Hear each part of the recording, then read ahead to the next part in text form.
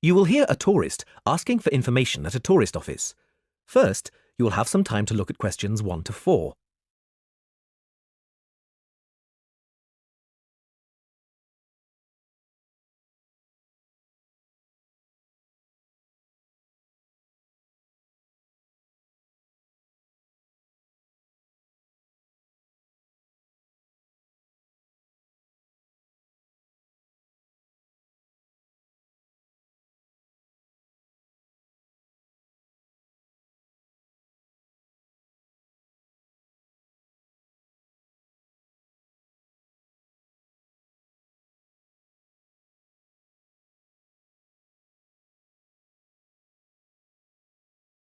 Now we shall begin. You should answer the questions as you listen because you will not hear the recording a second time. Listen carefully and answer questions 1 to 4. Hello, how can I help you? Hello. Is it possible to book a bus tour of the city here? Of course, sir. When would you like to take the tour? There are tours in the morning, afternoon and evening. Sometimes it's nice to see the city at night with the buildings lit up. We'll be going out for dinner tonight, so we prefer to go this afternoon. Oh, and it's for 2 people. Right. Now, I just need some details. Can you give me the names of the 2 people, please? Yes, Susan Field and James Carter. Susan Field and James... Sorry, can you spell your surname for me, please? It's Carter. Carter. Thank you. And can I have a contact telephone number? Why do you need one? Just in case we have to cancel the tour and need to contact you. I see. Well, my mobile number is 07988 636 197. That's 07988 636 197. Now, can you also tell me which hotel you're staying at? The Crest Hotel. Oh, no, sorry. That's the hotel we're staying in next week. It's the Riverside Hotel. Oh, the Riverside is a lovely hotel. Are you enjoying your stay? Yes, we are, very much. We'd definitely recommend it to others. Oh, I am glad. Now, I can book you on the tour at 4 p.m. Would that suit you? Alternatively, there is one at 2. 2 would be better for us, please. Right. That's booked for you, sir. 2 people at 2 p.m. today, August the 14th. You pay the bus driver when you get on, and it's £4 per person. Thank you very much. Before you hear the rest of the conversation, you have some time to look at questions 5 to 10.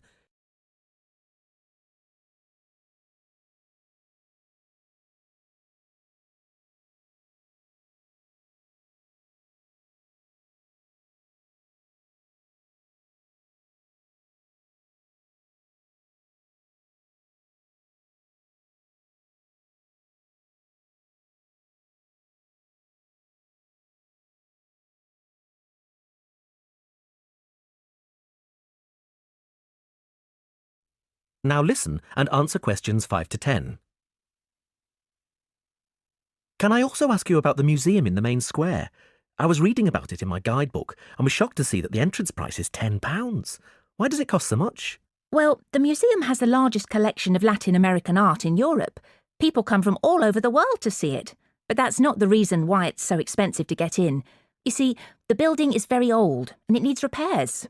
The £10 ticket cost will go towards repairing the roof and the walls. I see. Well, I suppose it's worth paying £10 to see the collection. Yes, I think so too. Is there anything else I can help you with?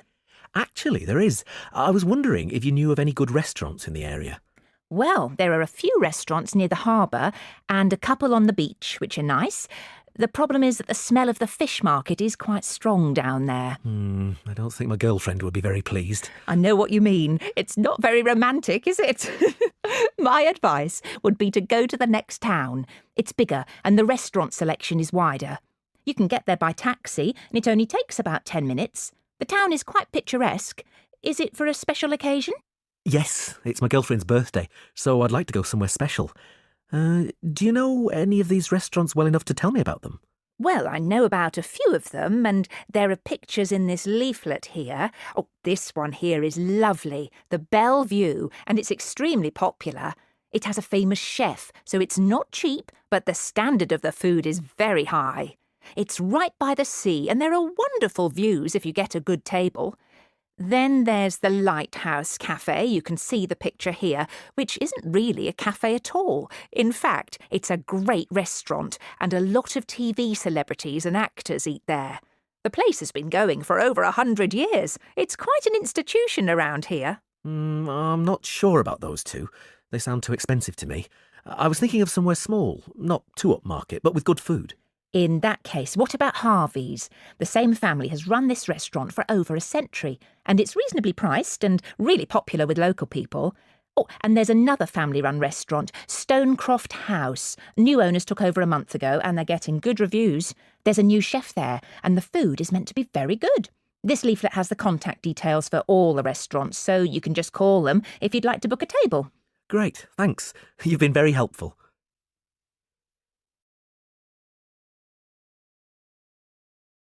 That is the end of part 1. You now have half a minute to check your answers.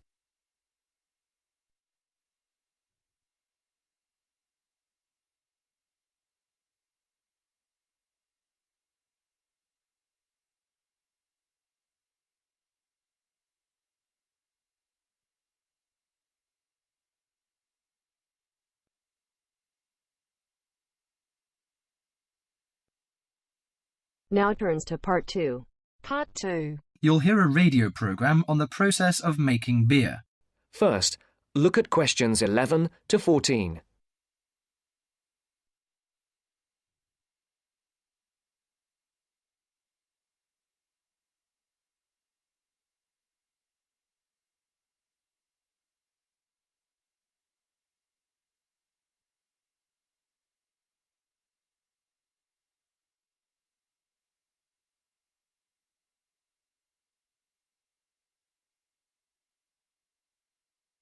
Listen carefully. Hello and welcome to Gourmet Evening, and this week we're looking at the world's popular beverage, a great favourite today, beer. And in the studio to tell us all about it is Clark Maxwell. Beer is one of my personal favourite beverages, and I've got a number of facts, tips and trivia about beer to share with you. So, who invented beer and when? What is beer made of? Actually, historians are not entirely sure when beer was invented, but they guess that beer was created accidentally by early nomadic tribes roughly 10,000 years ago. The 4 primary ingredients are malt, hops, yeast and water. Malt, which gives the beer a sweet taste, is made from barley soaked in water until its husks open and sprout. The sprouts are then dried and crushed. The small flowers of the hops vine are added partly because they taste bitter, helping balance the sweetness of the malt. Hops prevent the growth of bacteria that can spoil beer. Yeast is responsible for fermentation, which creates the alcohol and carbonation. Beer makers sometimes use additives or substitutes for malt or hops. Substitutes such as corn or rice can make a beer lighter or cheaper to produce. Before the broadcast continues, look at questions 15 to 20.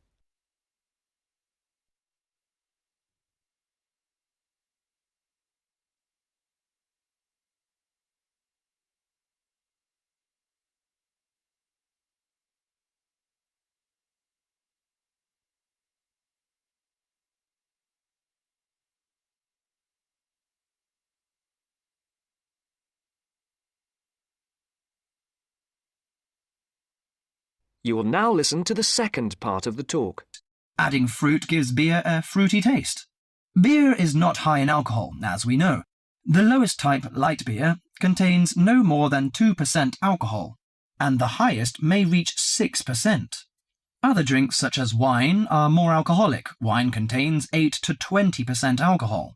But that is not to say drinking beer is no danger at all.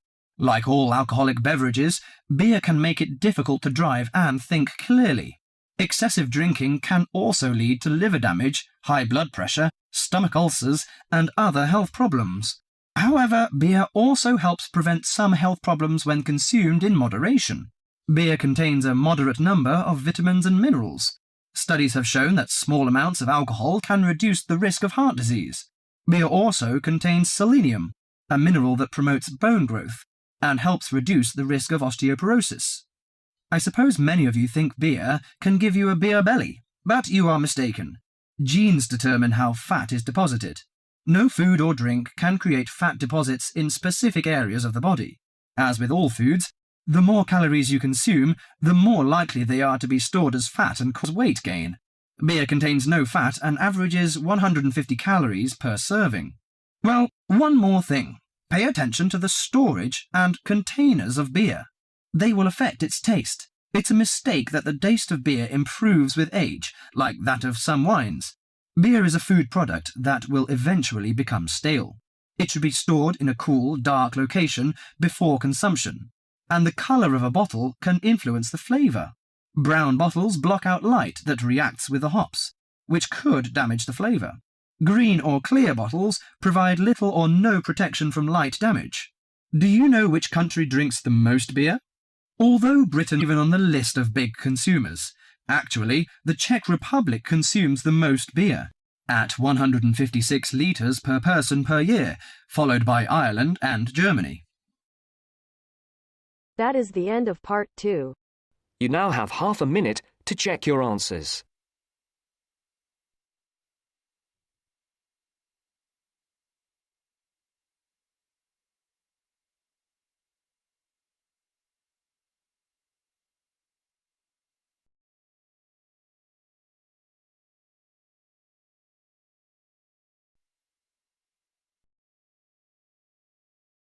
Now turns to part 3. Part 3. You will hear two students, Jenna and Marco, discussing a business studies project they have to do. You now have 15 seconds to read questions 21 to 24.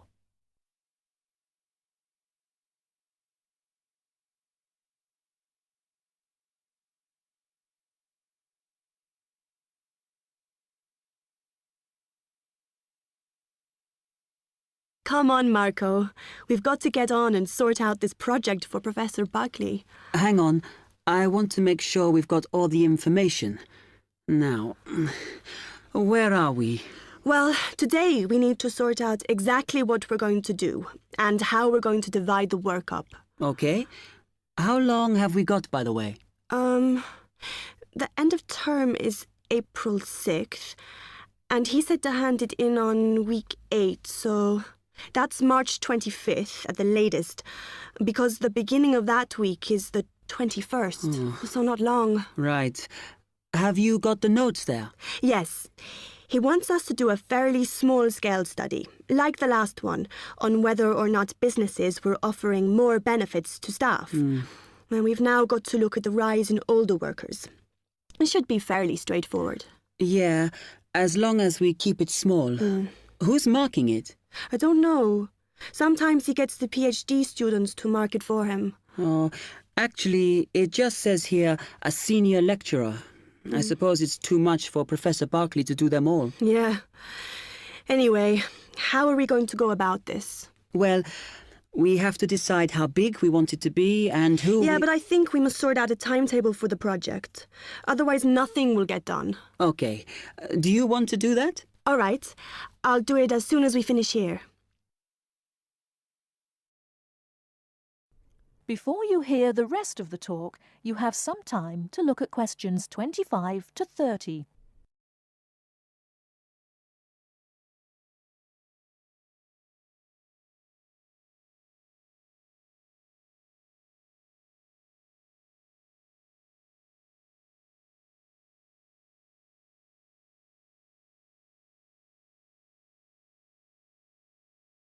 Now listen and answer questions 25 to 30. Okay. What do we have to do now for the project? What's the best way to go about it? Well, Professor Carter suggested we set up a focus group to get some in-depth interviews, but I think that'll take a lot of time. Yeah, I agree. If we did a focus group, we'd have to spend time deciding who to include in it, and it's not necessary to do one anyway. Oh, fine. And if you agree, I think we should get in touch with the businesses on the list Professor Carter gave us and ask them if they're prepared to participate. Sounds good. Then we can go there, give them questionnaires and collect them later. Exactly. Okay. Then, do we need to book one of those study rooms in the library so we can work together to input the data? Perhaps not, as I guess just one of us could just sort it out actually. Yes, that would be easier. A lot of what we're doing is qualitative, so it'll be writing up rather than statistics. No software for that, I'm afraid. And I think it would look better if we had actual shots of some of the staff, because we're citing appearance as a factor in employability, aren't we? Yeah, okay.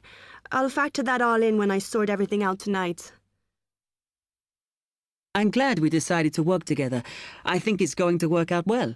Yes, well, given that we had to work in pairs on this project, I think we were right to choose each other. We complement each other academically, as we're each good at what the other isn't. In fact, we should have tried working together before. Yes. Now, how shall we split the work? I'll do the analysis, shall I? Oh, okay. It's just that it might be faster, because I'm used to doing it. Although your English is better than mine. I need more practice at reading, really. Okay, I'll do the presentation then, if that's okay with you. Yeah, sure. I don't mind speaking in public, but I hate preparing all the notes for them. The thing is, the tutor said one person should do the whole presentation, and he said he expects me to do it because I haven't done one yet. No, that's fine. Now, let's see.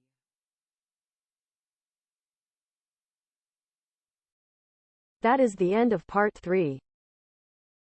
You now have half a minute to check your answers.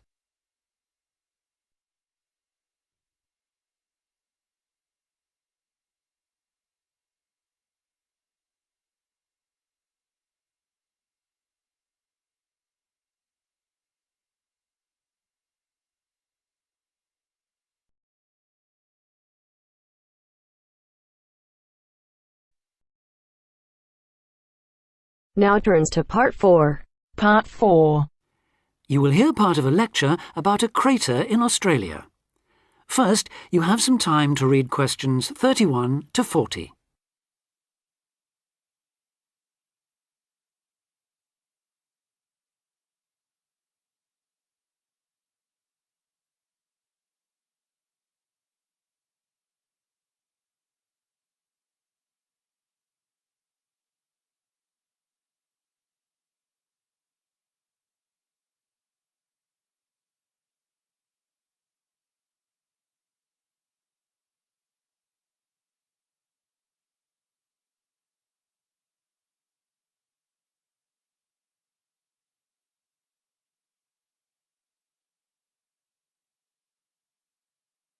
Now listen carefully and answer questions 31 to 40. Lake Acraman in South Australia is Armageddon for the purist. No other meteorite impact on Earth has stamped the surrounding rocks with such an abiding, unequivocal geological record of collision, earthquake, wind, fire and tsunami, the giant waves formed by major Earth movements. The story it tells is elemental, without dying dinosaurs or even Bruce Willis to complicate its simple message of destruction. First, the numbers. About 590 million years ago, a rocky meteorite more than 4 kilometres across and travelling at around 90,000 kilometres an hour slammed into an area of red volcanic rock about 430 kilometres northwest of Adelaide. Within seconds, the meteorite vaporised in a ball of fire, carving out a crater about 4 kilometres deep and 40 kilometres in diameter, and spawning earthquakes fierce enough to raise 100-metre-high tsunamis in a shallow sea 300 kilometres away. Ancient, stable and unglaciated, the bedrock of Australia preserves some of the most photogenic impact craters in the world. Acraman is not one of them. 500 million years of erosion has taken its toll. A salt pan surrounded by low hills is all that remains to mark the site of the cataclysm. The true nature of the place dawned on geologist George Williams of Adelaide University in 1979. Gazing at a sheaf of newly acquired satellite images, he saw the small circular shape of Lake Acraman surrounded by a ring of faults and low scarps 40 kilometres across, and an outer ring twice this size. A year later, he made it to the site. On islands near the centre of the lake, Williams found bedrock shattered in a conical pattern that experts consider a sure sign of a meteorite impact.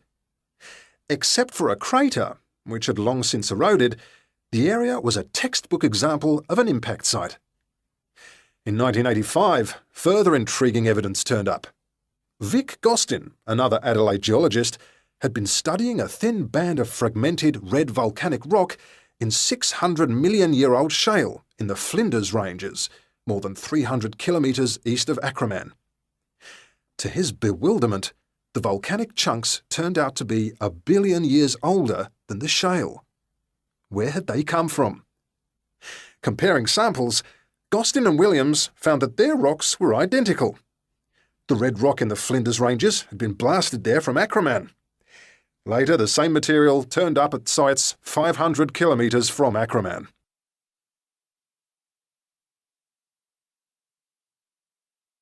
Everywhere, the bands of fragments showed the same structure. Coarse pebbles at the bottom, then a cocktail of silt and sand, then layers of increasingly fine sand distorted on top into a wavy, scalloped pattern. These layers also show, step by step, how the meteorite transformed the floor of an ancient sea hundreds of kilometres away, according to Malcolm Wallace of Melbourne University. First came the earthquake.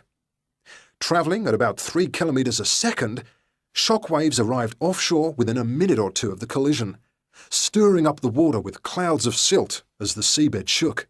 Then shattered rock from the explosion arrived by air. Pebbles and boulders crashed into the water, reaching a depth of about 200 metres within a minute. One day they would become the lower band of the Flinders Rock. Sand took up to an hour to come to rest, finally bedding down with the silt that was also now settling on the sea floor as the effects of the earthquake died away. This mixture would eventually form the next layer. About an hour after the meteorite's impact, huge waves rolled in, leaving the ripples on the surface that later hardened into rock. Clear as mud is not an oxymoron. In Acraman, the arid, timeless Australian outback has preserved the closest thing the Earth can boast to a perfect pockmark, the pinnacle of imperfection. That is the end of part 4. You now have half a minute to check your answers.